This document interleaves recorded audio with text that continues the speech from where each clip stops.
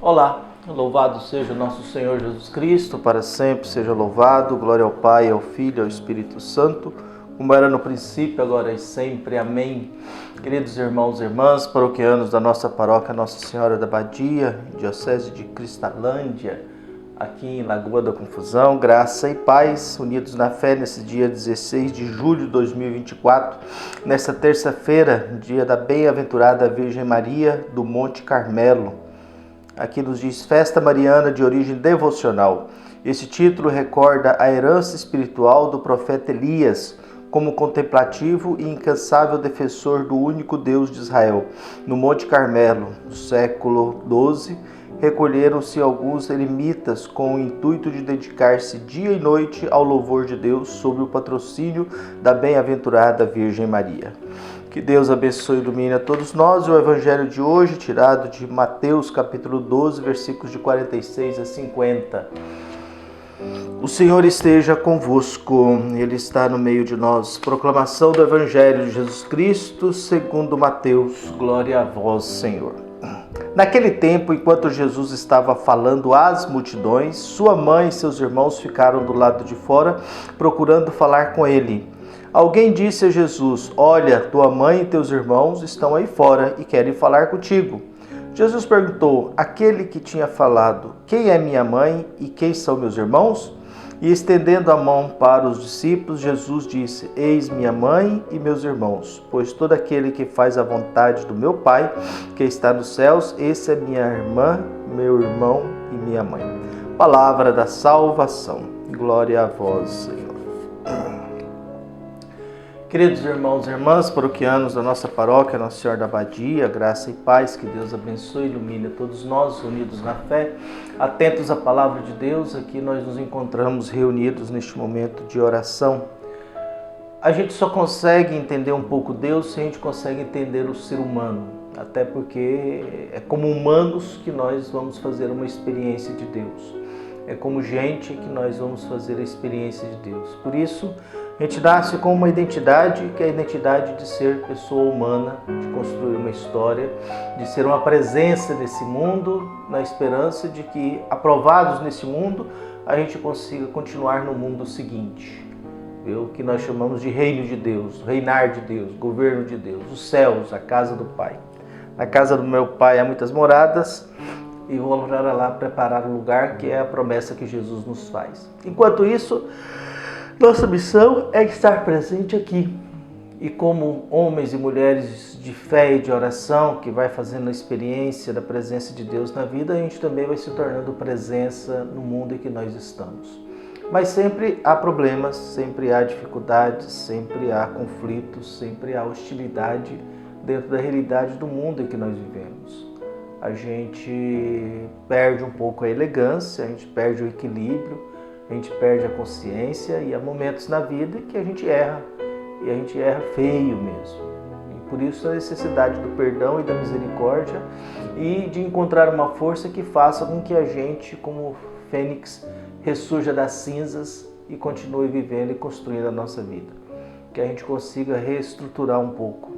O Evangelho nos traz, Mateus esconde uma informação, Marcos não.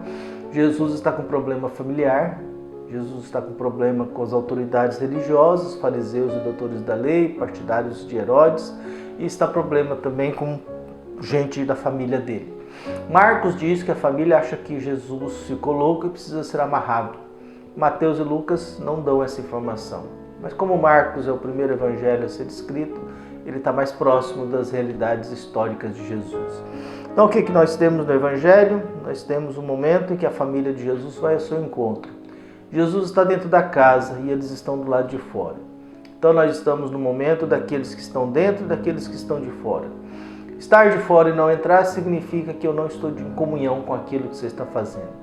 Jesus circulava em dois ambientes. Um era a sinagoga, que vai se tornando um ambiente pesado, difícil, de grandes conflitos.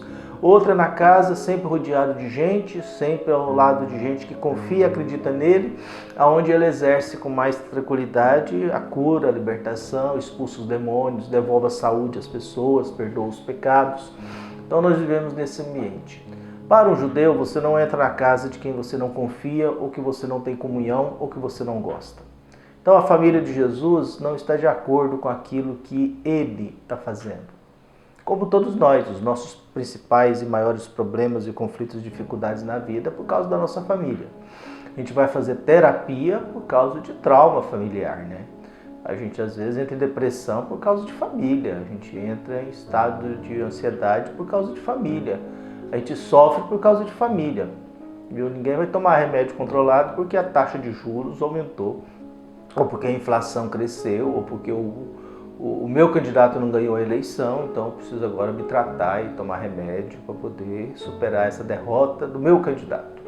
Então não é assim, a gente vai porque está com problema com o pai, com a mãe, com os filhos, com o marido, com a esposa, a gente está com problema familiar, entendeu? A gente está com problema de convivência, por isso que a gente vai buscando o que a gente chama assim, de terapia, de psicólogo, para a gente ajeitar a vida familiar. Então o Evangelho nos traz isso, sua mãe e seus irmãos estão em fora. Jesus pergunta, e quem são eles? Porque já que eles não estão em comunhão com ele, Jesus tem que fazer e tomar uma grande decisão. Romper com a sua família, para poder se dedicar àqueles que fazem a vontade de Deus. O que Jesus faz? Jesus estabelece um novo vínculo familiar. Não mais com base em questões sanguíneas, mas agora com base na questão da fé. Jesus estabelece agora a vida comunitária como sendo uma família. Viu? Aqueles que fazem a vontade do meu pai, esses são meu irmão, minha irmã e minha mãe. Viu? E ele coloca esses títulos, né? A maternidade, viu? Quer dizer, a comunidade se torna a mãe da gente. Uma igreja reunida em torno de Jesus Cristo, essa comunidade se torna uma mãe para cada um de nós. E ao mesmo tempo os membros são irmãos e irmãs.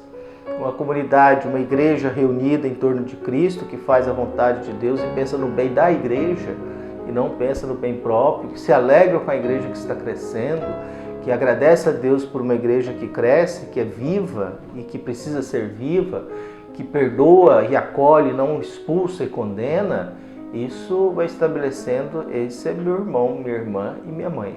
Essa é a minha família, a que faz a vontade de Deus. Por isso nós estamos aí, se nós estamos dentro da casa ou estamos fora da casa. Estar dentro da casa, estar unidos em torno de Jesus, buscando a vontade de Deus. O difícil da vida é a gente compreender essa vontade de Deus. E a vontade de Deus às vezes pede aquilo que a gente não quer. É a mesma história de José. Todas as vezes que Deus ia no sonho de José, pedia a José para fazer aquilo que ele não queria fazer. Acolhe Maria, vai para o Egito, volta do Egito. Não tenha medo, José. E há momentos que a vontade de Deus é isso, é pedir que a gente faça o que a gente não quer. Porque fazer e viver segundo a nossa vontade é um caminho, é um princípio, uma escolha. Mas fazer tudo e viver segundo a vontade de Deus é fazer o que a gente não gosta. E a gente é verdadeiramente livre na medida que eu faço o que eu não gosto. Na medida que eu faço o que eu não gosto.